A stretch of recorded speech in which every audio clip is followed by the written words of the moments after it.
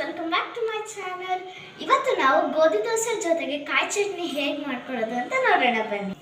ಗೋಧಿ ದೋಸೆಗೆ ಬೇಕಾಗಿರೋಂಥ ಐಟಮ್ಸ್ ಅಂದರೆ ಗೋಧಿ ಹಿಟ್ಟು ತೊಗೊಂಡಿದ್ದೀವಿ ಸ್ವಲ್ಪ, ಅದಕ್ಕೆ ರುಚಿಗೆ ತಕ್ಕಷ್ಟು ಉಪ್ಪನ್ನು ಕೂಡ ತೊಗೊಂಡಿದ್ದೀವಿ, ಜೊತೆಗೆ ಸ್ವಲ್ಪ ನೀರನ್ನು ಕೂಡ ತೊಗೊಂಡಿದ್ದೀವಿ.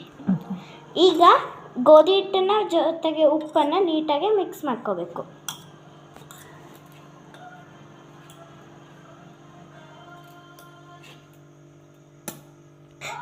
ಗೋಧಿ ಹಿಟ್ಟಿಗೆ ನೀರು ಹಾಕ್ಕೊಂಡು ನೀಟಾಗಿ ಕಲಿಸ್ಕೋಬೇಕು.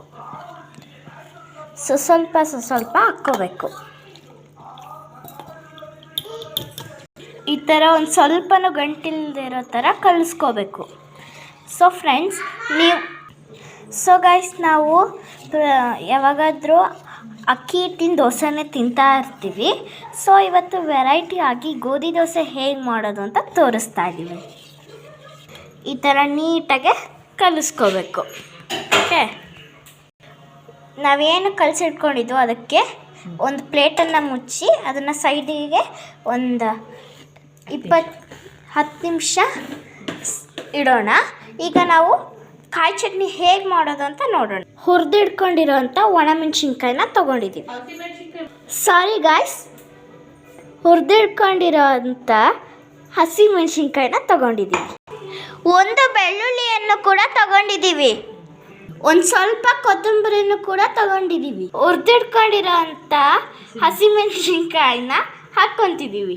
ಈಗ ನಾವು ಕೊಬ್ಬರಿಯನ್ನು ಕೂಡ ಹಾಕ್ಕೊತಿದ್ದೀವಿ. ರುಚಿಗೆ ತಕ್ಕಷ್ಟು ಕಲ್ಲುಪ್ಪನ್ನು ಕೂಡ ಹಾಕ್ಕೊತಿದ್ದೀವಿ. ಸ್ವಲ್ಪ ಕಡಲೆಯನ್ನು ಕೂಡ ಹಾಕ್ಕೊತಿದ್ದೀವಿ.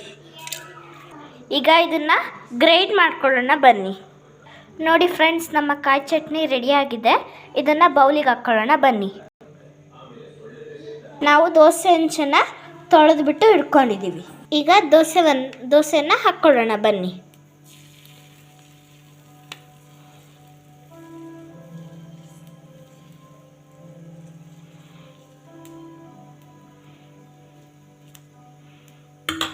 ಇದ್ರ ಮೇಲೆ ಸ್ವಲ್ಪ ಎಣ್ಣೆಯನ್ನು ಕೂಡ ಹಾಕ್ಕೋಬೇಕು. ನೋಡ್ತಾ ಇರ್ಬೋದು ಫ್ರೆಂಡ್ಸ್, ಯಾವ ರೀತಿ ದೋಸೆ ಬಂದಿದೆ ಅಂತ. ನೋಡಿ ಫ್ರೆಂಡ್ಸ್, ಗೋಧಿ ದೋಸೆ ಜೊತೆಗೆ ಕಾಯಿ ಚಟ್ನಿ ರೆಡಿ ಇದೆ. ಇದನ್ನು ಪ್ಲೇಟಿಗೆ ಸರ್ವ್ ಮಾಡ್ಕೊಂಡಿದ್ದೀವಿ. ತಿಂತಾ ಇರೋದೆ.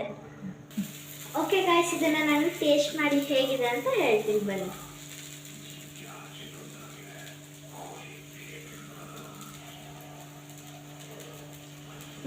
ತುಂಬ ಚೆನ್ನಾಗಿ ಬಂದಿದೆ. ಈ ರೆಸಿಪಿ ನಿಮಗೆ ಏನಾದರೂ ಇಷ್ಟ ಆದರೆ ನಮ್ಮ ಚಾನಲ್ನ ಲೈಕ್ ಮಾಡಿ, ಸಬ್ಸ್ಕ್ರೈಬ್ ಮಾಡಿ. Thank you.